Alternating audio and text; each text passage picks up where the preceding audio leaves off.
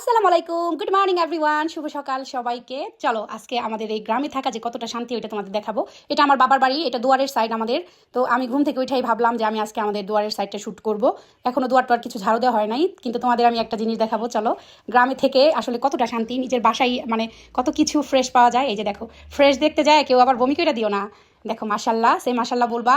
এখানে আরও কাহিনী আছে, মাত্র 5টা হাঁস কালকে বাসায় আসছে, আব্বা বাসায় ছিল না, সেই জন্য হাঁস আর কেউ ধরে আনতে পারে নাই। আমি পুকুরে যাই অনেক চাকা দিয়েছি, কিন্তু কিছুতেই হাঁস ধরে আনতে পারি নাই। কিন্তু এই যে দেখো ভেতরে কি ডায়মন্ড।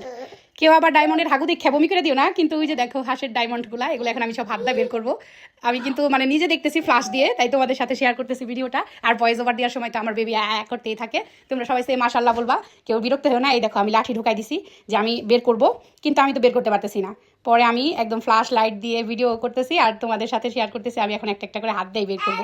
আসলে আমরা যা ক্লিন সুন্দর দেখতে পাই, এর পেছনে যে অনেক বেশি শ্রম যায়, এটাই তার প্রমাণ। কারণ এই যে হাঁসের ডিমগুলাই যে ময়লার ভেতরে আছে, এগুলো সব সময় এইভাবেই থাকে, সেটা ফার্মের হাঁস হোক আর বাসার হাঁস হোক। এই যে দেখো আমি হাত দিয়ে একটা একটা করে বের করে নিচ্ছি। এটা একটু ক্লিন ছিল, কারণ এটা উপরে ছিল, আরগুলা দেখো কি অবস্থা। এই যে আমি একটা একটা করে বের করে নিচ্ছি। এখন আমি ভালো করে ওয়াশ করে নিব।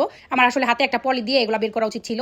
তোমরা হ্যান্ড গ্লোভস অথবা পলিতে বের করতে পারো, কিন্তু আমি শুধুমাত্র ভিডিওর কারণে এভাবেই বের করছি। জানি না তোমরা কে কি কমেন্ট করবা। তো আমি এখন ভালো করে ডিমগুলো ওয়াশ করে নিব, তারপর আমি হাত ভালো করে ক্লিন করে নিব।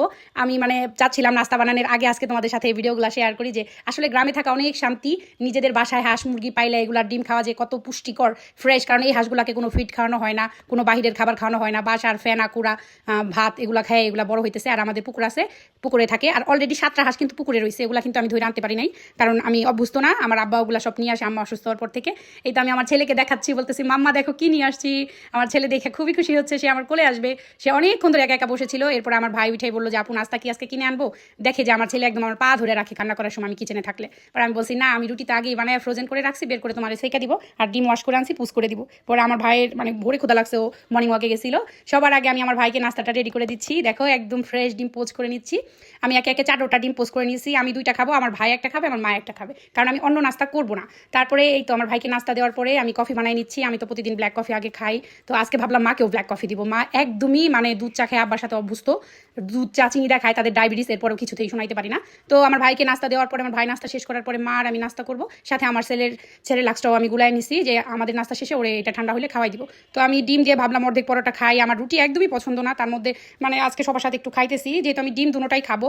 আর আমি অনেকদিন ধরে আব্বাকে বলতেছিলাম বাইরে থেকে ডিম কিনে এনে দেন, আব্বা বলে প্রতিদিন হাঁসের ডিম পারে, ওগুলি খাও।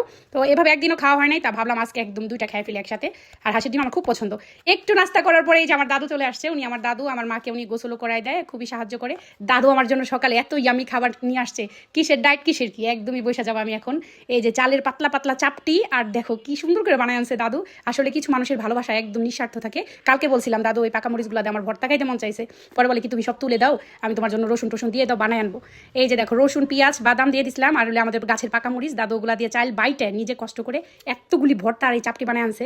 এত মজা হয়েছে। আর কিসের ডায়েট, সকালবেলা মানে আমি ভারী খাবার কম খাই, কিন্তু এখন বিশ্বাস করো 2-3টা চাপড়ি খাই ফেলছি এই ভর্তা দিয়া। এত মজা হয়েছে মাশাল্লাহ। কিছু মানুষের ভালোবাসা একদম নিঃস্বার্থ থাকে।